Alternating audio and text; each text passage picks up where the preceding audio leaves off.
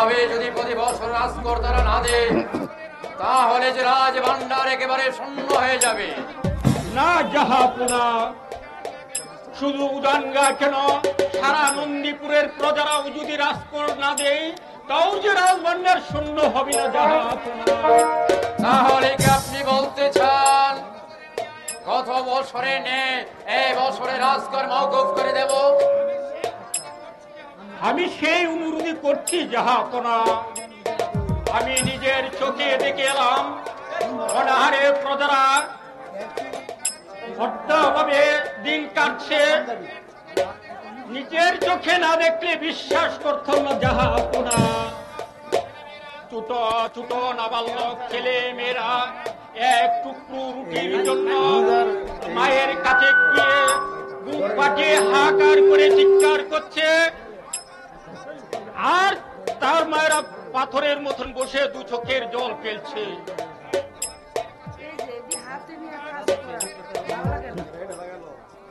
ক্ষুধার্ত মানুষের কাছে আকাশের চাঁদ যেমন একটা জলসানুরূপ, এই কথাটি শুধু প্রবাদ বাক্যে। আজ আপনার এই কথাগুলো শুনে আজ আমি উপলব্ধি করতে পারলাম সারা রাত্রির প্রজাগণ অনাহারে অত্যাহারে দিন কাটাচ্ছে, ক্ষুধার যন্ত্রণায় তারা ছটফট করে কাঁদছে। অথচ আমি নবাব, কাঁধে জঙ্গয় মন্ডের মালিক, নবাব মহলে বসে আমি রাজভান্ডার কাচ্ছি, রাজভোগ উপভোগ করছি। আমি এখন পাওকে পড়ুয়ারের কাছে কি জবাব দেব? উজির সাহেব, রাজভান্ডারে যত খাদ্য সামগ্রী আছে তারই আপনি প্রস্তুত থাকুন। আগামী শুক্রবার আমি রাজ্য সামগ্রী নিয়ে আমি উজানগায় যাত্রা করব। বিচার করুন, বিচার করুন জাহাপনা, বিচার করুন। তুমি বিচার চাইতে এসেছ? জাহাপনা, আমার নাম দিলারাম। আমি আপনার অধীনস্থ ওজানগের নন্দীপুরে একজন সাধারণ প্রজা। আর ও হচ্ছে আমার একমাত্র কন্যা অঞ্জনা। কিসের বিচার চাইতে এসেছো তুমি? অত্যাচারীর বিচার। হ্যাঁ জাহাপনা, সে অত্যাচারী আপনার সেনাপতি জুলমত খান। হ্যাঁ মহারাজ। তুমি তার কোন প্রমাণ দিতে পারবে তুমি? আর কেন এবার তুমি জুলমত খান নামে মিথ্যা অভিযোগ দিয়েছ? জাহাপনা, এবছর বন্যার পানিতে সমস্ত ফসল তলিয়ে গেছে। উজানগাঁয়ে দেখা দিয়েছে চরম দুর্ভিক্ষ। এর মধ্যে এক মুঠো অন্নের জন্য মহা হাহাকার করে কাঁদছে উজানগাঁয়ের হাজার হাজার মানুষ। তাদের ঘরে নেই চাল, পরনে নেই কাপড়। এই দুর্যোগের সময় রাজকর দিতে পারবো না বলেছি বলে আপনার সেনাপতি জলমত খা আমাকে চাবুকের পর চাবুক মেরেছে, হাত ধরে টানা হেঁচড়া করেছে। আমি প্রতিবাদ করেছিলাম বলে দেখুন দেখুন জাহাপনা আমাকে কিভাবে চাবুকের পর চাবুকে মেরেছে।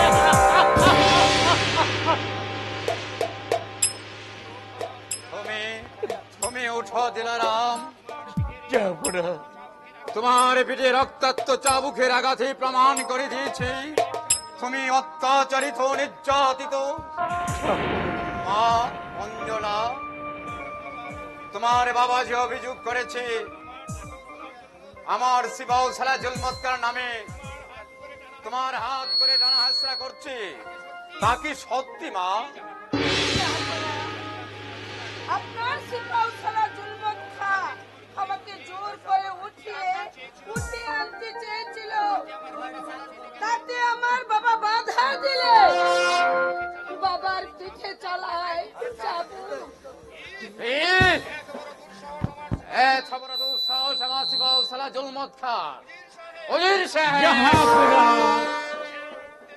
এই মুহূর্তে সিপাহসালার মক্কাকে রাজ দরবারে হাজির করো। আমি অভিযোগকারী দিলারাম ও মা অঞ্জনার সামনে আমি তার কঠোর বিচার করব। এই কে আছিস?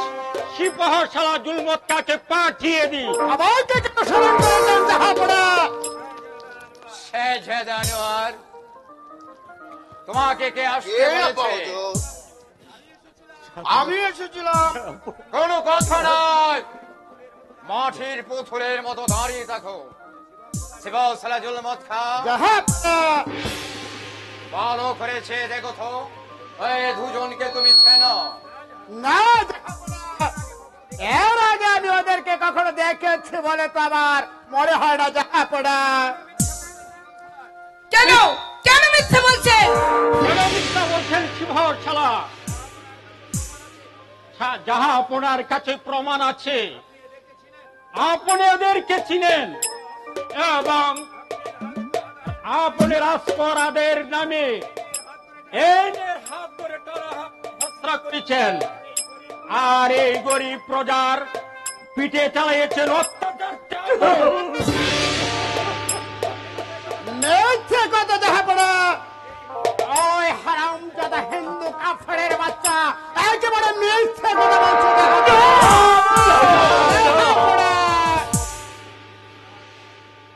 যার পিঠ থেকে এখনো রক্ত ঝরছে, আর তুমি বলছো এসব মিথ্যে।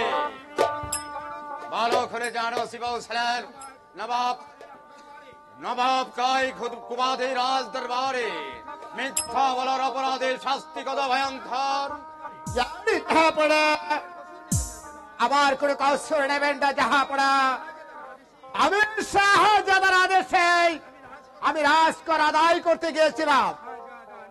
শেহজাদা আনোয়ার, আব্বু হুজুর, তুমি সিপাহসালা জুলমতকাকে রাজকর আদায়ের জন্য পাঠিয়েছিলে, বলো, জবাব দাও। আব্বু হুজুর, রাজকর আদায় না করে রাজভান্ডারটি একেবারে শূন্য হয়ে গেল। খামোশ! এই রাজ্যের রাজা তুমি না আমি। উজির সাহেব, জাহাপনা, এই গরিব প্রজা দিলারামকে চাবুকের পর চাবুকের আঘাতে শায়েস্তা করার অপরাধে সিপাহসালা জুলমতকাকে তার দায়িত্ব থেকে আমি আজ থেকে বরখাস্ত করলাম। জাহাপনা, আর শেহজাদা আনোয়ার এই অন্যায়ের কাজে হুকুম দেওয়ার অপরাধে আমি তাকে আজ থেকে ত্যায্য পুত্র করলাম। হ্যাঁ, হ্যাঁ, এ আমার আদেশ, এক্ষুনি তা কার্যকর করা হবে। উজির সাহেব, জাহাপনা, আমি বলছিলাম কি, শাহজাদা এখনো অবুঝ, তাই না উজির সাহেব, আমি এমন একটি দেশের নবাব, দেশে জুলেখাকে গাওয়াচ্ছি, বড় পীরের মাজারের সিন্নি সাবিত্রী কুলসুমকে গাওয়াচ্ছি, মন্দিরের প্রসাদ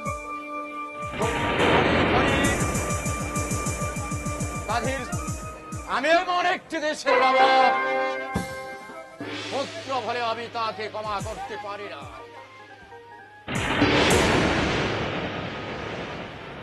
জাহাপনা, আমার মনে হয় আজকের বিচার সভায় এসে যে লজ্জা, যে অপমান ওরা হয়েছে, আমার মনে হয় জীবনে ওরা আরো অন্যায় কাজ কোনো দিন করবে না। তাই আমার অনুরোধ, এবারের মতো এদেরকে আপনি ক্ষমা করে দিন। জাহাপনা, বিচারপতি যখন ক্ষমা চেয়েছে, ক্ষমা করে দিয়েছে, তবে আমি অনুরোধ করছি আপনি ওদেরকে ক্ষমা করে দিন। জাহাপনা, আপনার বিচারে আমি খুবই মুগ্ধ হয়েছি। তাই আমার মেয়ে আর উজির সাহেবের কণ্ঠে কণ্ঠ মিলিয়ে আমিও বলে যাচ্ছি জাহাপনা, আপনি আপনি ওদেরকে ক্ষমা করে দিন জাহাপনা, আপনি ওদেরকে ক্ষমা করে দিন। আপনাদের সবার মুখে দেখছে একই কথা। এবারের মতো আমি ওদেরকে ক্ষমা করে দিই। ভুল সংশোধনের জন্য আমি আর একটি সুযোগ দিলাম। জাহাপনা, কিন্তু ইয়াদ রাখবে, যদি কোনোদিন এরকম ভুল করুন তাহলে এই রাজ্যের সবাই তোমাদেরকে ক্ষমা করলেও নবাব কাই খোবাদ কোনোদিন তোমাদেরকে ক্ষমা করবে না। সে জেদানুয়ার আব্বা হুজুর সিবা সালাজুল মত খা জাহাপনা যান, তোমরা দুজনে দিলারামের পায়ে ধরে ক্ষমা ভিক্ষা চেয়ে নাও। জাহাপনা, আব্বা হুজুর কোনো কথা নয়, যাও। তুমি ভুলে যেও না এটা একটা বিচার সভা, আর এখানে তুমি নবাব পুত্র নাও, তুমি একজন অপরাধী। যাও, দিলারামের পায়ে ধরে ক্ষমা ভিক্ষা চেয়ে নাও।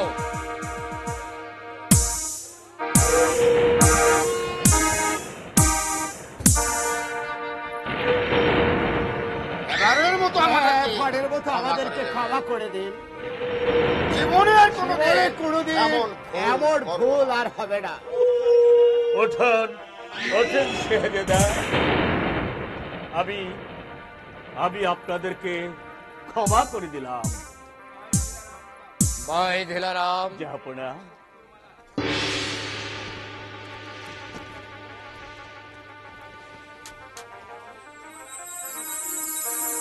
এই নাও মুক্তার মালা, এটা বিক্রি করে তোমাদের অভাব পূরণ করো গে। জাহাপনা, আমার অপরাধে নেবেন না। বিচার চাইতে এসে আপনার কাছে যে সুবিচার আমি পেয়েছি, এর চেয়ে বড় পুরস্কার আর কি হতে পারে জাহাপনা।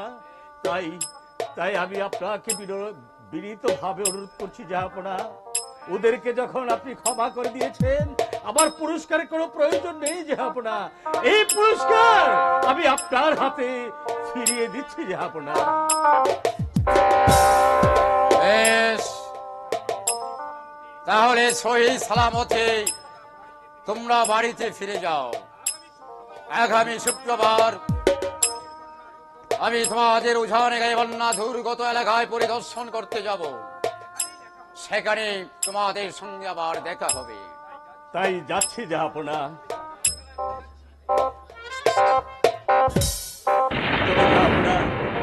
যাবার বেলায় আমি বলে যাচ্ছি, আপনার কাছে আমরা যে সুবিচার পেয়েছি তা আমি নন্দীপুরের প্রত্যেকটা প্রজার ঘরে ঘরে আমি পৌঁছে দেব। আপনি শুধু নবাব নন, আপনি নন্দীপুরের হাজার হাজার গরিব দুঃখী জনতার আপনি গরিব দুঃখীর পরিত্রাণ কর্তা। আপনি মেহেরবান, আপনি মেহেরবান। চল মা অঞ্জনা, চলে আয়। উজির সাহেব, জাহাপনা, যান। আগামীকাল উজানে গায়ে বন্যা দুর্গত এলাকায় পরিদর্শন করতে যাব। আপনি যাবার আয়োজন করুন গে। তাই চলুন জাহাপনা। আসুন, তাই এবার আমরা বিশ্রাম করি গে।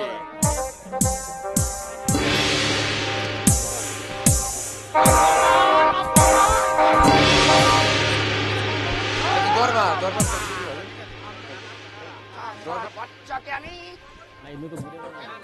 খবরে পাঠাবো।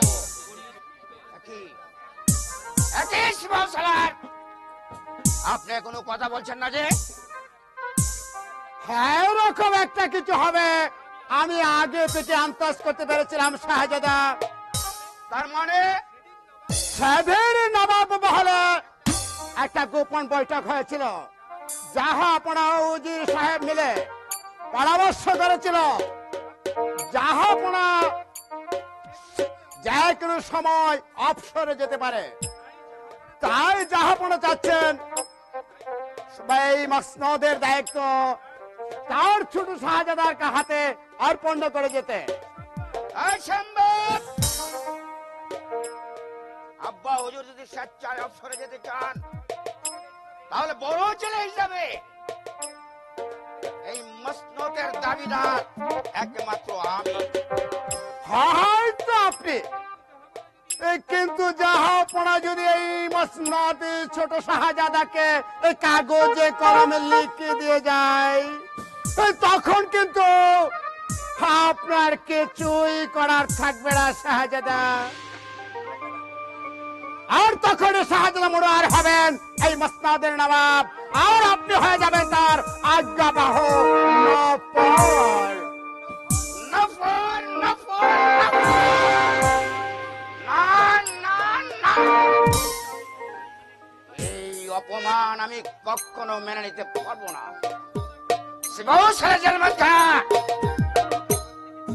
আপনি এর হাত থেকে আপনি আমাকে বাঁচান। বাঁচাতে পারি যদি আপনি আমার কথা শোনেন। এই লজ্জার হাত থেকে বাঁচতে আমি আপনার যে কোনো প্রস্তাবে রাজি। বলুন বলুন আমাকে কি করতে হবে?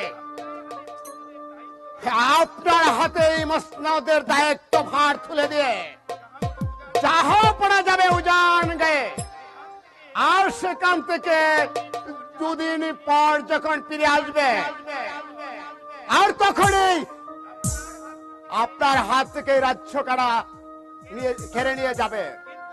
কিন্তু জাহাপনা যদি আর কোনদিন এই রাজ্যে ফিরে না আসে তাহলে আপনার কথাগুলো আমি ঠিক বুঝতে পারছি না সিপাহসালার।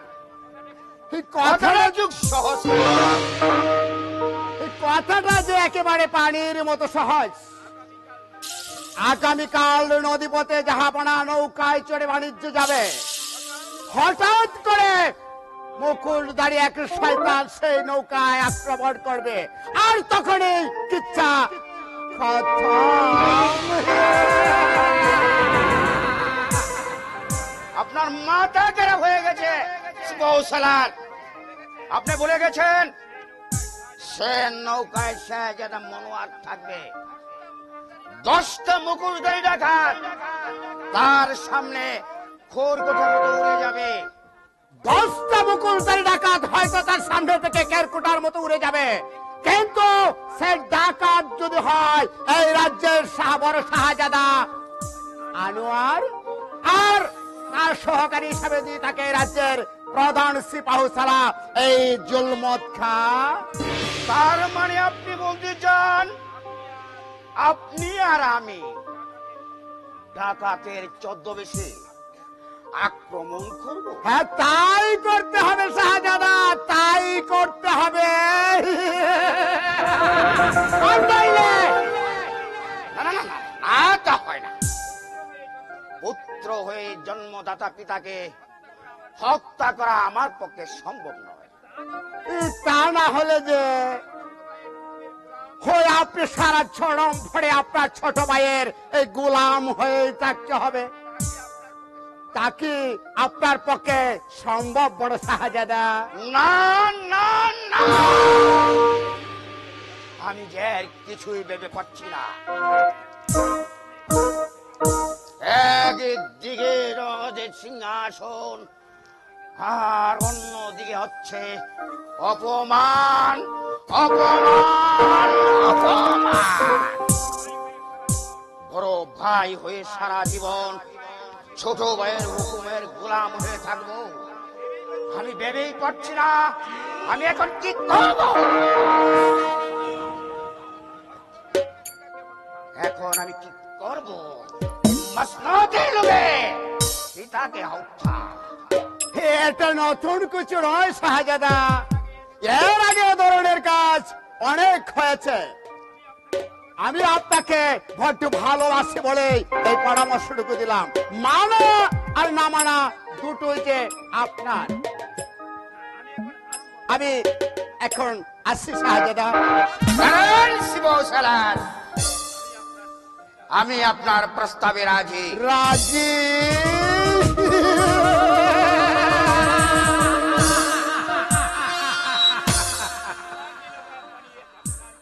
আমাকে নবাব বানিয়ে আপনার কি লাভ, সেটা কি আমি জানতে পারি?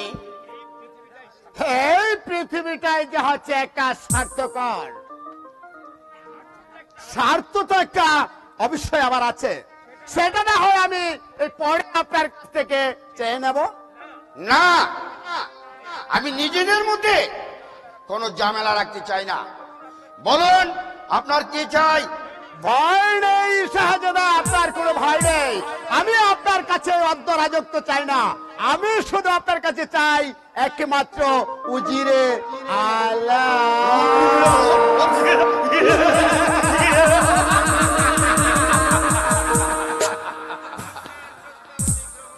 আপনার প্রস্তাব আমি সাদরে গ্রহণ করলাম।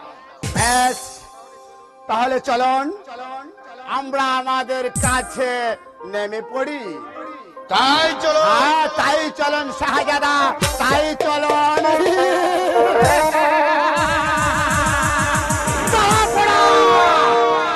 তুমি আমাকে হাজারো হাজার লোক সমাজে যা অপমান করেছ, সামান্য একটা হিন্দু কাপড়ের পায়ে ধরে আমাকে মাপ চেয়েছ, আর সেই জন্যই সেই প্রতিশোধ নেওয়ার জন্য এমন চাল চলেছি। প্রথম চালে তোমার বড় শাহজাদার হাতে তোমার জীবনটা যাবে, আর তারপরে আর একটা চাল চালবো, তোমার ছোট শাহজাদা হয়ে যাবে রাজ্য থেকে বিতাড়িত, আর তারপর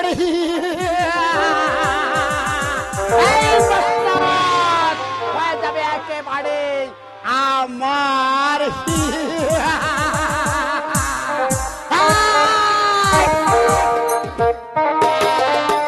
না, আমি কতক্ষণ হলো অপেক্ষা করছি, কিন্তু প্রাণবন্ধু এখনো এলো না। আচ্ছা, আজ আসলে আমি তার সঙ্গে কোনো কথা বলবো না। আর কত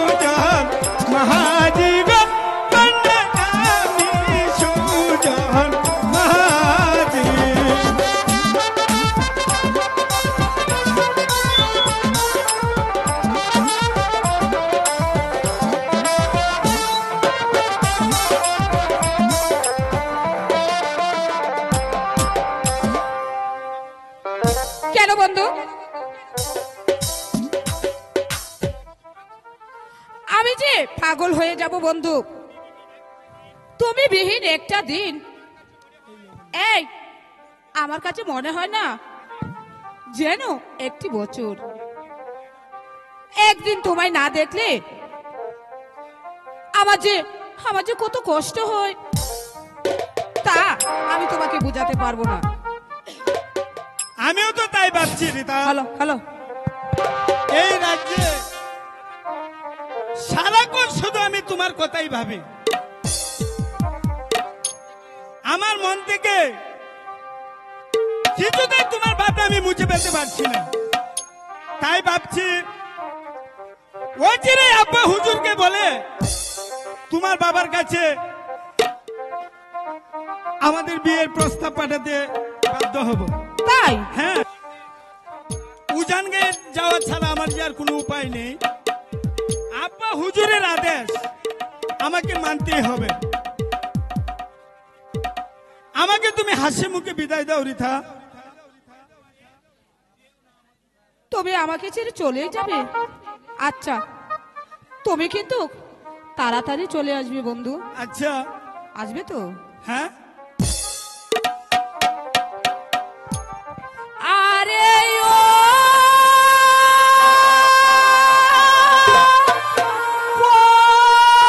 পরদেশী, ও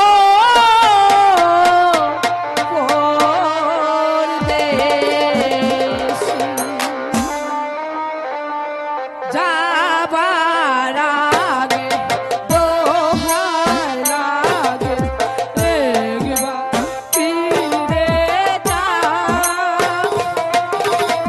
আবার তুমি আসবে ফিরে, আমায় কথা দাও, আমার কথা দাও।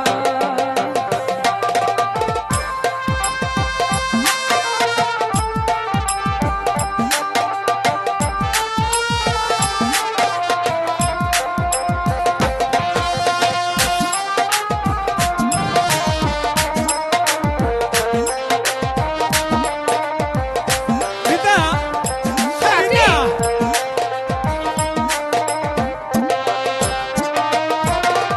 প্রথমবার তোমায় দেখে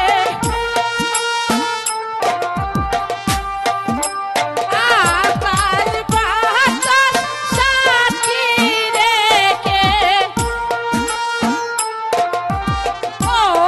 প্রথমবার তোমায় দেখে আকাশ বাতাস সাক্ষী রেখে বলিয়েছি কখনো আমি নিজে জানি না, রিতা, নিজে জানি না।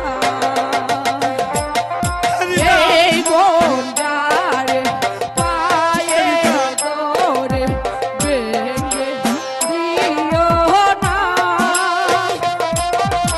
আবার তুমি আসবে ফিরে, আমার কথা দাও, রিতা। আমার কথা দাও। আরে ও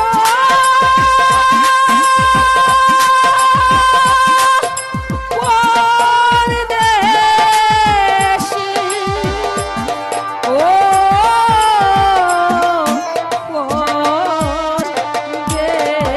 পরদেশী। হ্যাঁ রিতা, আমি তোমাকে কথা দিচ্ছি, উজানগা থেকে ফিরে এসে তোমাকে বউ করে আমার ঘরে নিয়ে যাব। এখন তুমি আমাকে হাসি মুখে বিদায় দাও প্রিয়তম। ঠিক আছে, তুমি যাও, আমি তোমাকে হাসি মুখে বিদায় দিলাম। আর খোদা তালার কাছে দুহাত করে আমি দোয়া করছি তুমি যেন সহি সালামতে উজানগা থেকে তুমি আবার ফিরে আসতে পারো বন্ধু। ঠিক আছে রিতা। ঠিক আছে, যাও।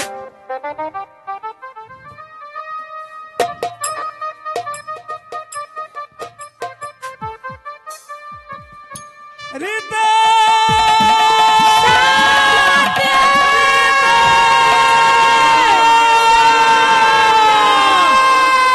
এক মুঠো চালো রে, এসেই তো বলবে বাসন্তী আমার খিদে লেগেছে, আমাকে খেতে দে।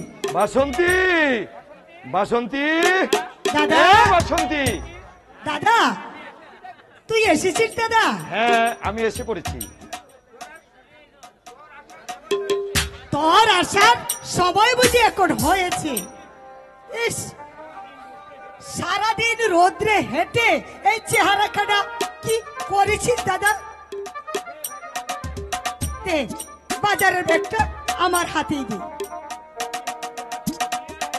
আয় দাদা, তুই হাত মুখ ধুয়ে আস।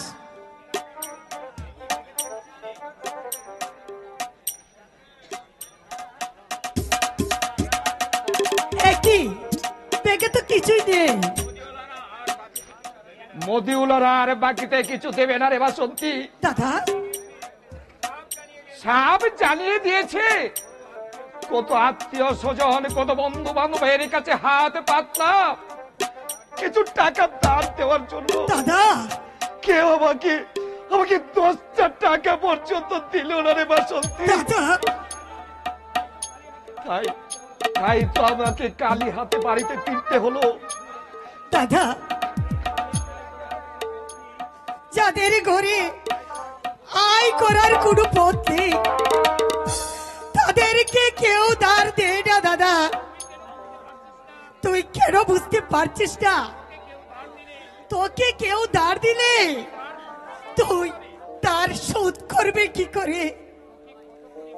তোকে আমি কত করে বললাম একটা কাজের ব্যবস্থা কর, সেই কথা তোর কানেই যাচ্ছে না দাদা। বাসন্তী, তুই শুধু শুধু আমাকে দোষ দিচ্ছিস রে বাসন্তী। আমি কি কাজের সন্ধানে করছি না মনে করছিস? গতকাল ডিমানে চৌধুরীর বাড়িতে গিয়েছিলাম। সে বলেছে সামনের মাস থেকে নাকি বিড়ির ফ্যাক্টরিটা আবার চালু করবে। তাই সেই আশা নিয়ে বসে থাক। গত 6 মাস যে কোম্পানি চালু করতে পারিসনি, সেই কোম্পানি কবে চালু করবে সেই আশায় বসে থাক। তুই কি একবার ভেবে দেখেছিস দাদা? তোর যখন বিড়ির কোম্পানিতে চাকরি ছিল তখন আমাদের কোনো অভাব ছিল না, আর তোকে মানুষ কত গণ্যমান্য করত। এখন তোকে সবাই অবহেলার চোখে দেখে দাদা। বাসন্তী, হ্যাঁ দাদা, বদিউলাও বাকি দিতে চায় না, বন্ধু বান্ধব এগিয়ে আসে না, সবাই তোকে এড়িয়ে চলে। তা তো দেখেছি রে বাসন্তী, কিন্তু আমি যে কি করব তাই আমি ভেবে স্থির করতে পারছি না রে বাসন্তী। দাদা, তোকে আর কিছু করতে হবে না দাদা। বাসন্তী, আমি বরং কাল থেকে পরিপদ বাবুর বাড়িতে গিয়ে আমি জিয়ের কাজ করব। বাসন্তী, দাদা, দাদা, বাসন্তী, বলিস না রে বাসন্তী, এই কথা তুই আর বলিস না। দাদা, আমার মতো একটা জুয়ার দাদা থাকতে তোকে যদি পরের বাড়িতে গিয়ে জিয়ের কাজ করতে হয় তাহলে আমার বেঁচে থেকে কি লাভ বাসন্তী? দাদা, দাদা, দাদা,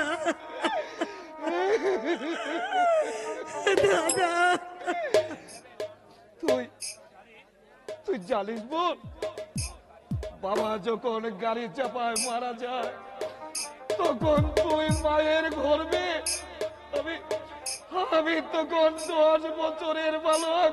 দাদা, সেই তখন থেকে লেখাপড়া বাদ দিয়ে ওই বিড়ির কোম্পানিতে আমি কাজে নেমে পড়েছি রে বাসন্তী। কিছুদিন পরে তোর জন্ম হয়, তুই আমি আর মা সুখে চলছিল আমাদের সংসার। আমাদের সুখ দেখে ওই বিধাতা তাই 2 বছর যেতে না যেতে তোর আমার কাছ থেকে বিধাতা কেড়ে নিল আমাদের মাকে।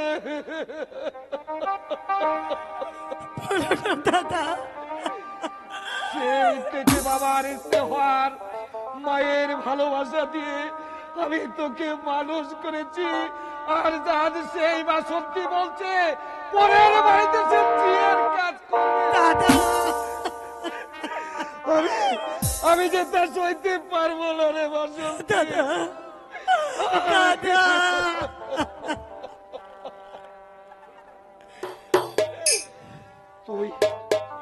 তুই কোনো চিন্তা করিস না রে বোন। আমি আজই শহরে যাব কাজের সন্ধানে। ওখানে গিয়ে যদি আমি কোনো কাজ না পাই, প্রয়োজনে আমি কুলিগিরি করবো, রিক্সা চালাবো, মুঠ বইবো। তোকে আমি পরের বাড়িতে এই বাসন্তী, দাদা, তুই ভালো থাকিস, তুই ভালো থাকিস। আমি না আসা পর্যন্ত তুই এই বাড়ি ছেড়ে কোথাও যাসনি রে বোন, তুই কোথাও যাসনি। আমি চললাম রে বাসন্তী, আমি চললাম।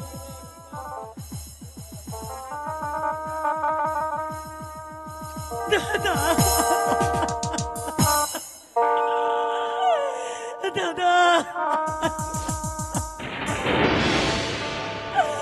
দাদা,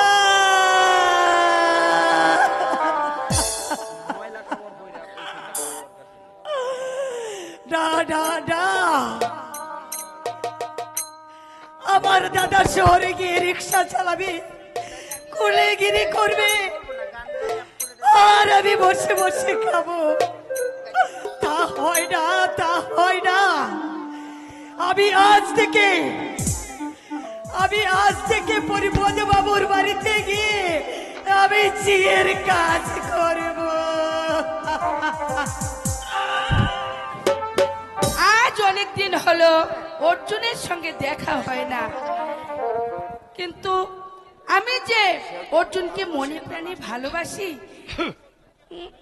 তবে সে কথা অর্জুনকে বলা হয়নি। কিন্তু অর্জুন তো সবই জানে, সবই বুঝে, তবে সে কেন মুখ ফুটে বলছে না? তাহলে কি বুঝবো সে আমাকে ভালোবাসে না? ইস, এখন বসন্তকাল, কি সুন্দর ওই গাছের ডালে কোকিল ডাকছে। এই কোকিল, তুই কি বলতে পারিস আমি যাকে মন প্রাণ দিয়ে ভালোবাসি সে কি আমাকে ভালোবাসে? আরে ভালোবাসি বলেই তো 5 মাইল পথ পায়ে হেঁটে এলাম। তা কেমন আছো অঞ্জনা? দেশি স্ত্রী সরকার টাকা করে খুব খুব দরকার। তবে আমার কাছে কেন যান, বাবার কাছে যান। আরে তার কাছে তো এসেছিলাম, কিন্তু কোথায় গেল চট দিল না?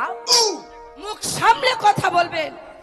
আমার সামনে আমার বাবাকে আর একটা গালাগাল দিলে আপনার জিভটা টেনে ছিঁড়ে ফেলবো। অঞ্জনা, অঞ্জনা, কি আজ্ঞে, হ্যাঁ। হরিপদ বাবু আপনি?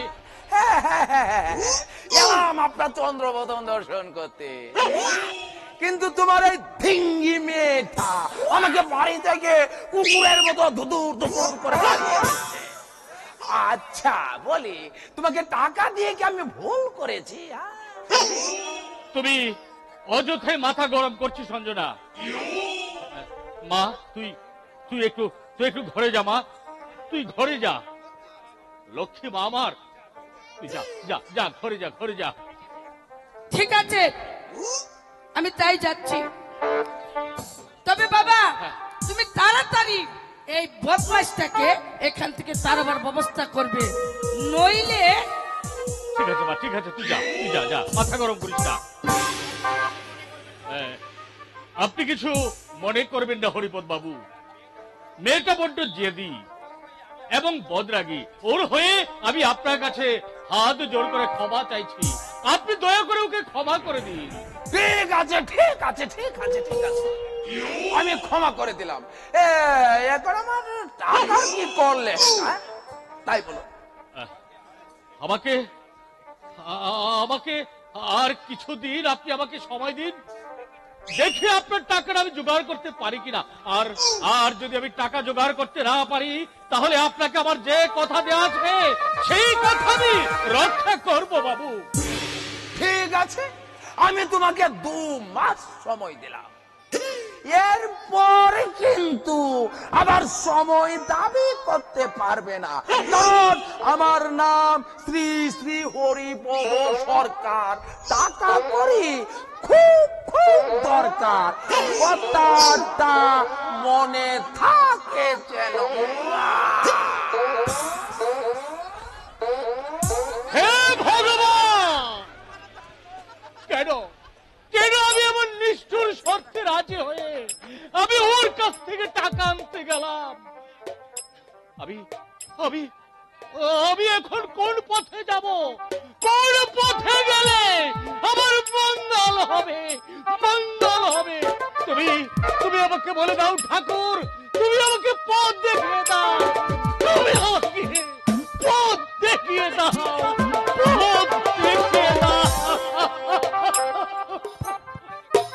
মা যখন অসুস্থ ছিল, মায়ের চিকিৎসার জন্য হরিপদ সরকারের কাছ থেকে বাবা টাকা এনেছিল, তা আমি জানি।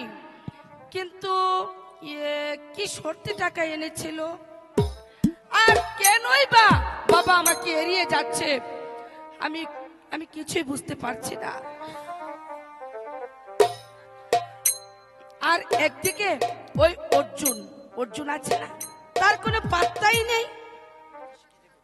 আর এই পাগলাটা যদি এ সময় কাছে থাকতো, তাহলে মনের কথাগুলো বলে মনটাকে কিছু হালকা করতে পারতাম। অঞ্জনা, কি যে করব? অঞ্জনা, এই এই অঞ্জনা, এই সাত সকালে পুকুর পাড়ে দাঁড়িয়ে একা একা কি ভাবছিস? কি ভাবছি?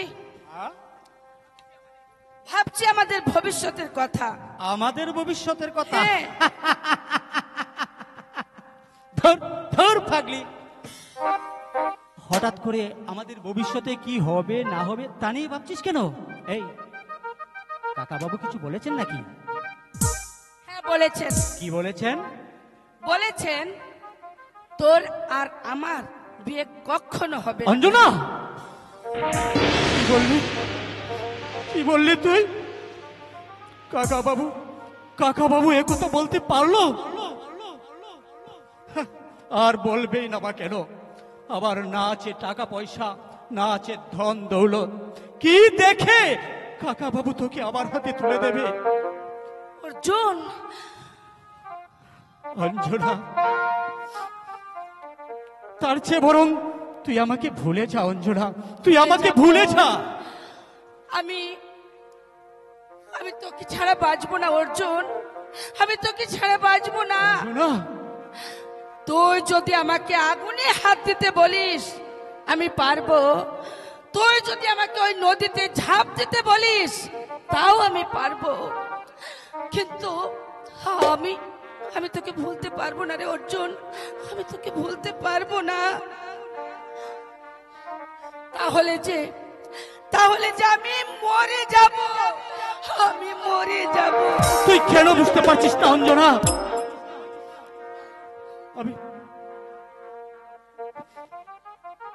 আবেগ দিয়ে প্রেম করা যায় না, আবেগ দিয়ে প্রেম করা যায়, ভালোবাসা যায়, কিন্তু সংসার করা যায় না। তোকে আমি আমার নিজের জীবনের চেয়েও বেশি ভালোবাসি। তাই তাই তোকে আমি সুখী দেখতে চাই রে অঞ্জনা, তোকে আমি সুখী দেখতে চাই। অর্জুন, কি আছে আমার তোকে দেবার মতো? মোটা চালের ভাত, মোটা কাপড়, এর নাম তো জীবন হতে পারে না অঞ্জনা। আমি তোকে সুখী দেখতে চাই অঞ্জনা, আমি তোকে সুখী দেখতে চাই।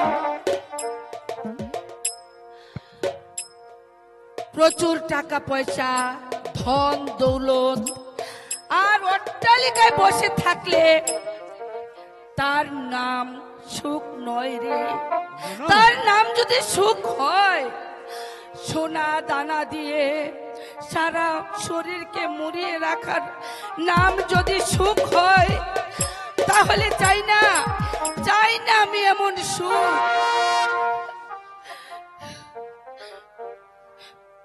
অর্জুন, আমি শুধু তোর ভালোবাসা চাই, আমি শুধু তোর ভালোবাসা চাই। জানিস অর্জুন, তোর ভালোবাসা আমার জীবনে কি অলংকার। তুমি আমার মনের মানুষ, মনেরই ভিতর তুমি আমার মনের মানুষ, মনেরই ভিতর তুমি আমার জানি বন্ধু, অন্তরে তুমি আমার কইরো না কোনো দিন।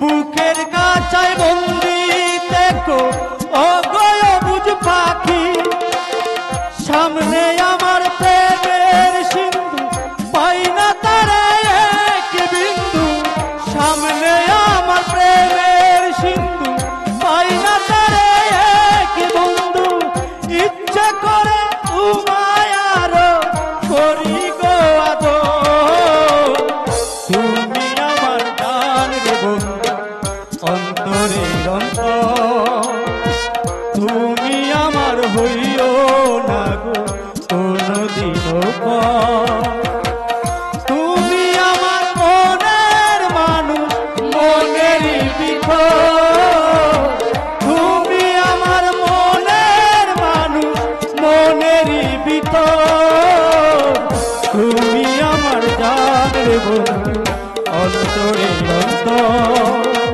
তুমি আমার হইও না গো কোনদিনও পর। অর্জুন, অর্জুন, আমাকে কথা দে, দে আমাকে কথা দে, সুখে দুঃখে সারা জীবন তুই আমার পাশে থাকবি। কথা দে অর্জুন, ওরে তুই কথা দে। কথা দিলাম অঞ্জনা, আমি কখনো তোকে ছেড়ে কোথাও যাব না। আগামীকালই আমি তোদের বাড়ি গিয়ে কাকা বাবুর কাছে বলবো। কি বলবি? বলবো কাকা বাবু আমি অঞ্জনাকে ভালোবাসি, আমি তাকে বিয়ে করতে চাই। কি বললি? সত্যি বলছিস তো? সত্যি সত্যি তিন সত্যি। এবার বাড়ি চল, বেশি দেরি হলে কাকা বাবু আবার তোকে খুঁজতে খুঁজতে এখানে এসে হাজির হয়ে যাবে। বেশ, তাহলে তাই চল। তাই চল। তুমি আমার মনের মানুষ মনেরই ভিতর, তুমি আমার মনের মানুষ মনেরই ভিতর, তুমি আমার জান রে বন্ধু অন্তরে অন্তর, তুমি আমার হইও না গো কোনদিনও পর।